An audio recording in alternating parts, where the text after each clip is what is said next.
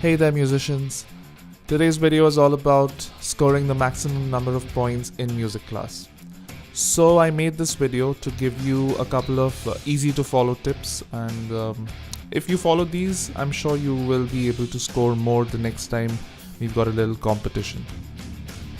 The first tip that I would like to give you is practice as a team as much as you can. As an example, let me tell you about this year 5 group. When the academic year started, they weren't very good at what they were doing. And so I suggested that, they come together and perform as a team. And they've been doing it for the last 3 weeks. And this week that just passed by, they finished a music class and they were one of the highest scorers. They scored 90 out of 100 points, performed 4 pages of music non-stop.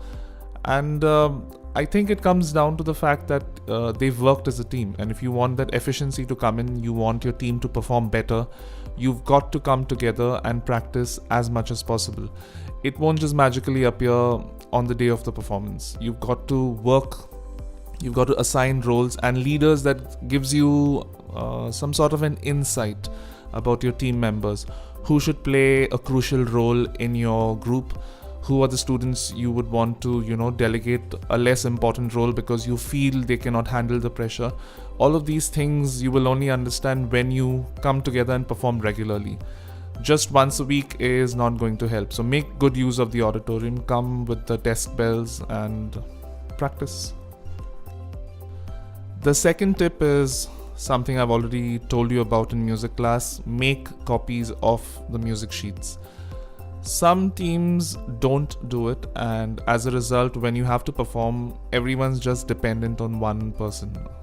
And because we're all human, the conductor could make that mistake, maybe point out the wrong person to play a note. Or sometimes, because of the competition, you're so tense, you may end up playing the wrong note before your conductor tells you to do something.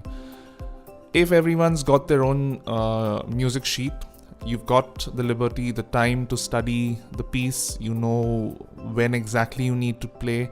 You don't always have to look at your conductor. You can, look at your music sheet as well as the conductor, and it gives you that peace of mind knowing what note comes next. When you don't have a sheet in front of you, you always got this feeling, what next? When is my part going to come in next?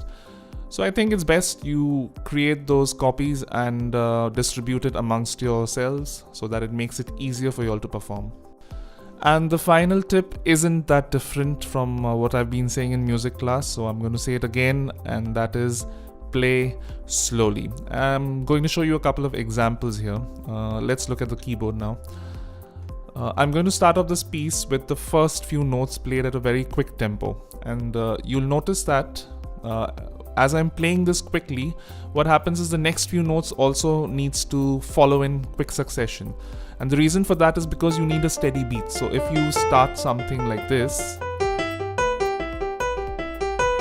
then you've got to continue with that same speed. And that creates a lot of pressure for the next few guys who need to play, because the faster you go, the more chances of error. Everyone's mind doesn't work at the same pace. So as the conductor, you've got to set a very comfortable pace for everyone, and you've got to make sure that your group is playing the piece slowly and at an even tempo. You want a very steady beat, and that's why I keep talking about musical fluidity. You don't want things to be rushed. You don't want things to go really quickly. You want a very even pace, and you want everyone to be relaxed when playing. When you have a nice, slow, steady beat, it takes the pressure off everyone in the team. So the next person who needs to come in on the boom whacker or the desk bell doesn't have to worry about, keeping the pace, because the pace is nice and even. It is something that everyone can catch up on easily.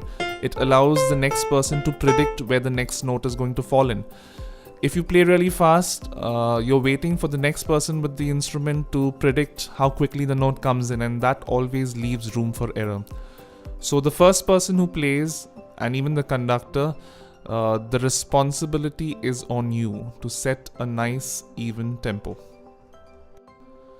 And that's the 3 tips I wanted to give you this week. So remember, when you perform next time, Follow these 3 principles and I'm sure you're going to end up with a lot more in terms of the points you score. And let me know if this video has really helped you. Make sure that you like, subscribe, comment, and those friends of yours who aren't yet on this channel, help them out by sending them a link to this channel so that they can easily subscribe to this. Thanks and bye.